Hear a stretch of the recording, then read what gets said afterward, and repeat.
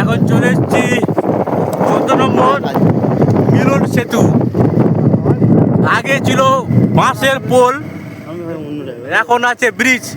এখনই আমরা চলে যাব আর কিছু সময়ের মধ্যে। আর শুধু খালি আমাদের যে ব্রিজের ভিউটা তোমরা দেখে নাও বন্ধুরা। চারিদিকে ধানের বাঁধা, এদিকে জঙ্গল, কেওড়া গাছ রয়েছে, অনেক রকমের গাছ রয়েছে। আর এদিকে রয়েছে ব্রিজ, এই যে 14 নম্বর মিলন সেতু।